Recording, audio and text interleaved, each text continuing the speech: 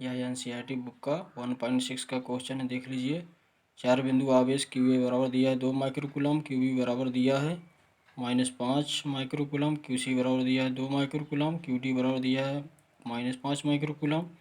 10 centimetre भुजा के किसी वर्ग ABCD के शीर्षों पर अवस्थित है। वर्ग के केंद्र पर रखे 1 माइक्रोकूलम आवेश पर लगने वाला बल कितना है।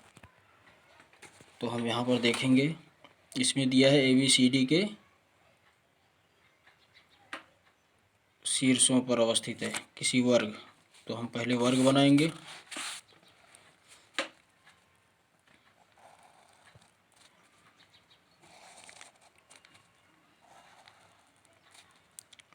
ये वर्ग होगा जिसकी चारों भुजा आपस में बराबर होती है, उसी को हम वर्ग कहते हैं।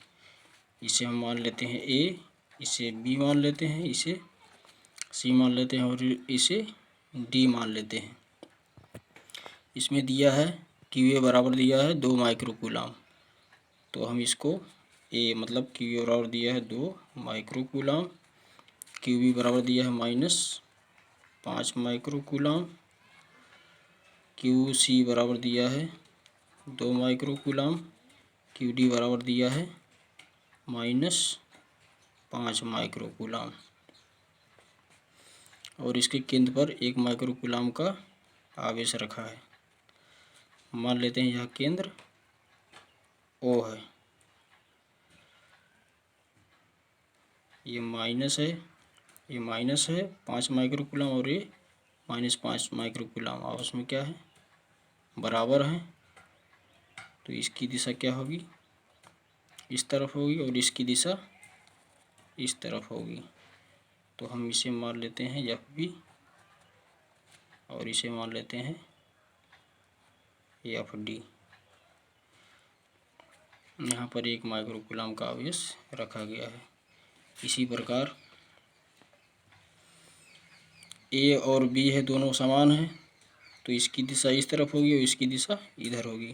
तो यहाँ से हम इसको मिला दिए, इसको मान लिए FA और इसको मान लिए FC। 1 मिनट, यहाँ हो जाएगा C, यहाँ पर FA। ठीक है, अब इसको हम हल करेंगे। क्या है, वर्ग दिया है तो हम यहाँ पर लिखेंगे वर्ग ABCD के केंद्र पर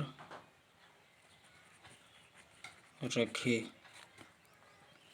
1 माइक्रोकूलम के आवेश, 1 माइक्रोकूलम के आवेश पर शीर्षों पर रखे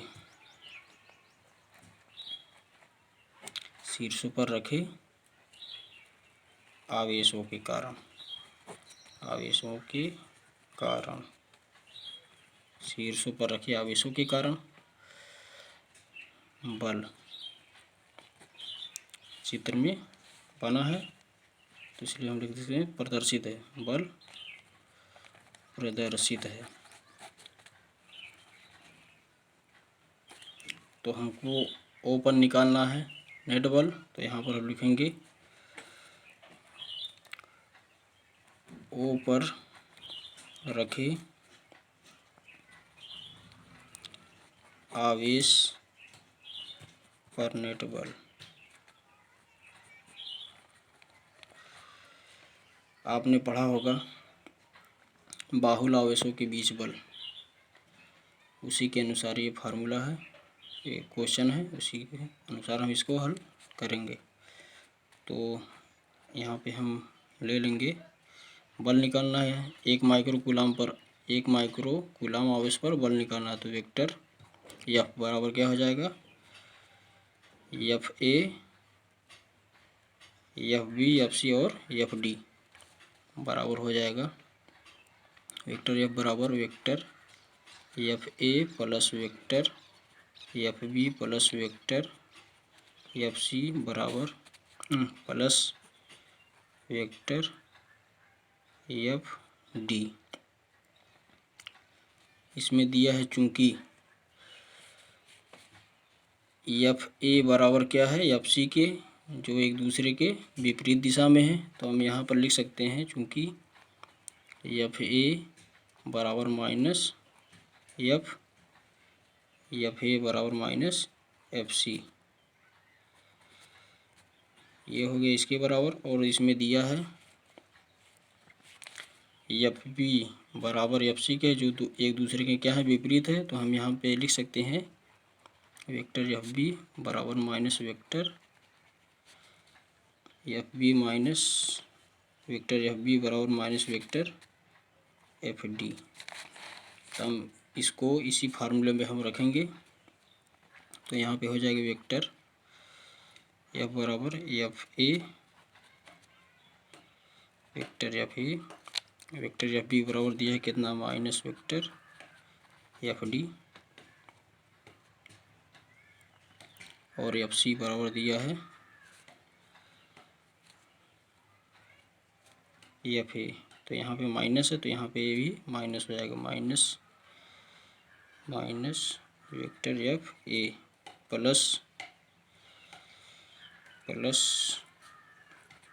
vector F D. Vector F A से vector F A cancel, vector F D से एफ डी कैंसिल, तो इसका नेट आवेश कितना हो जाएगा, 0 हो जाएगा। इसको यदि हम इस मान को भी अगर इसी प्रकार इसमें रखेंगे तब भी 0 हो जाएगा, नहीं हो तो आप देख लीजिए। देखिए जैसे वेक्टर एफ बराबर एफ ए बराबर कितना दिया है, इसी फार्मूले में हम रखेंगे। एफ ए बराबर कितना दिया है, एफ ए बराबर दिया है 2 माइक्रो कूलम, यहाँ लिखेंगे 2 माइक्रो कूलम, और एफ बी बराबर दिया है -5 माइक्रो कूलम, एफ सी बराबर दिया है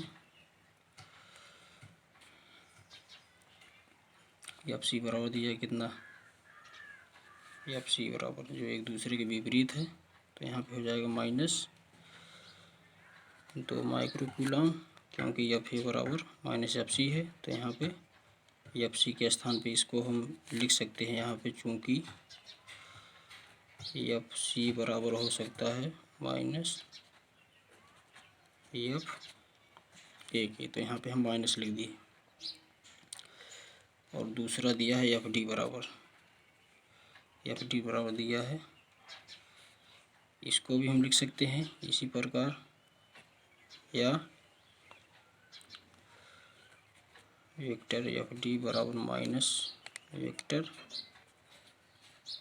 एफ बी, तो यहाँ पे भी माइनस हो जाएगा, यहाँ माइनस है, तो ठीक है कोई दिक्कत नहीं, तो हम इसी के फॉर्म रखेंगे +5 माइक्रो कूलम, इससे ये कैंसिल और इससे ये कैंसिल, इससे ये कैंसिल, इससे ये कैंसिल, तो इसका नेट आवेश कितना हो जाएगा, 0 हो जाएगा। ये आपका आंसर है, देख लीजिए एक बार आप लोग, ठीक है, धन्यवाद।